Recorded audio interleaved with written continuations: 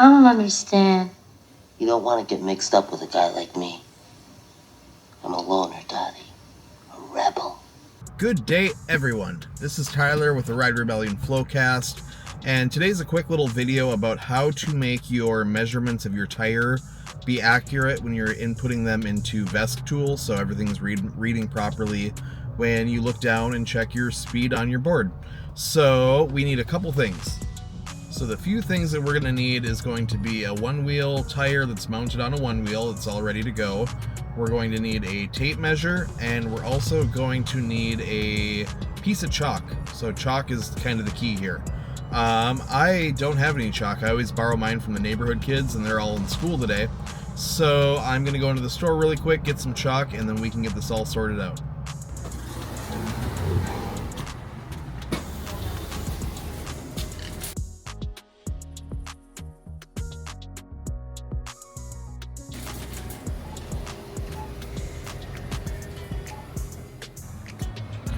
So that store, that was a dollar store, and they did not have chalk. I don't know how a dollar store doesn't have chalk, but that one it doesn't. So we're gonna go to the next one.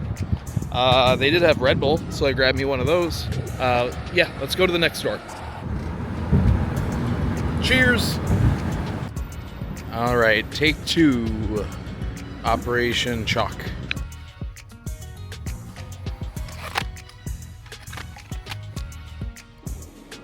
All right, so now that we have, sorry, it's windy out here. So now that we have our chalk and we have our tire that's on our board, what we're gonna wanna do is, we're gonna make a nice, oh shit. Ah shit, this is a shitty chalk. Hold on. Trying to get enough of a buildup that when we do one full circulation, it shows here and then where our next spot is. We want to do this when the board is under load. Sorry, was not planning on fighting this. Let's give it a go. So we're just going to go in a little straight line. Mark 1, Mark 2. Was that enough? Failing miserably right now. So the Crayola chalk sucks, but throw that in the woods. We're gonna go to another store and get more chalk. You gotta be kidding me right now. God darn it. Now, food got my distraction going. Hang on. And they had a long ass line, so Jersey Mike's it is.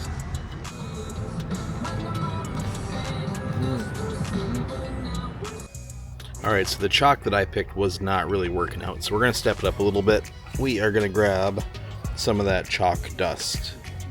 I'm using one because it's not permanent, so let's give that a go. I'm done running to different stores. Home Depot for the win, I guess. Alright, we're gonna try this again. Not with chalk this time, we're using the, I don't know, this refill crap for chalking lines. And of course the cap has a cutoff, and I don't have a scissor or a knife. So this should work though. So I made just a small little shock spot like so. And now we're just going to power on the board, and hopefully this will give me both my marks that I need. Alright, so we got our chalk line on the tire. Just gonna get ready.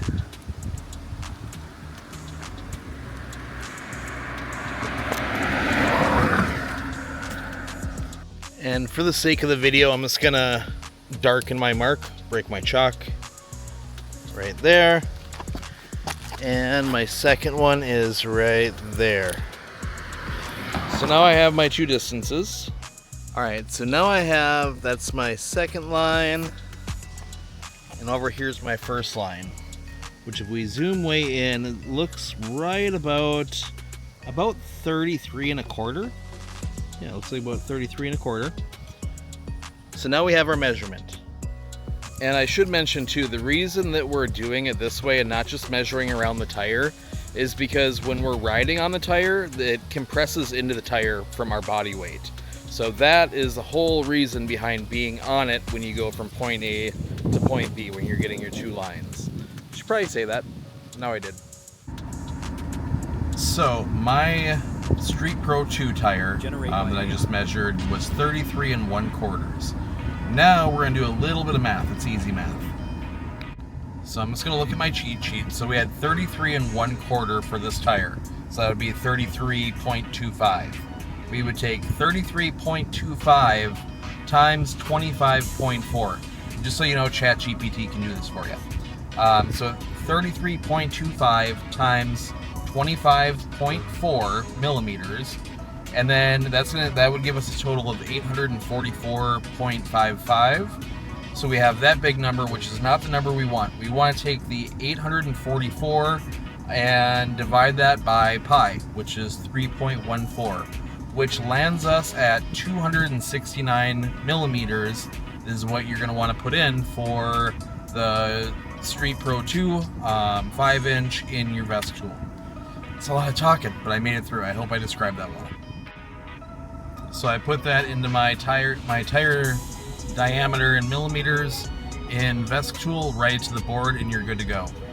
You basically want to go for a ride after that. Hold a steady speed, so if you're like 22.5 miles per hour, maintain that for just a tiny bit, and then back off, look at your flow control or whatever you're using. I use float control, and then it'll show, as long as they're within a 1/2 mile per hour of each other, I'm happy. But I pretty much have it dialed where, I mean, unless I'm doing a quick speed up, slow down type thing, that's going to make it a little bit less accurate. But yeah, I pretty much got it dialed. So hopefully this all made sense. I've done this multiple times with multiple tires, and they're really spot on. Also, I should note too that when I do my tires, I do a base of 12 PSI, typically, because that's the range that I'm running in. You can do it differently, 18 PSI, 22 PSI, way too much, in my opinion. But basically, just have your base be whatever you're kind of riding around. So like in streets, I ride at 12 PSI. On trails, I ride at 10 PSI, 9 PSI sometimes. But just so you have a base number, air up your tire to whatever you're kind of at on the regular basis.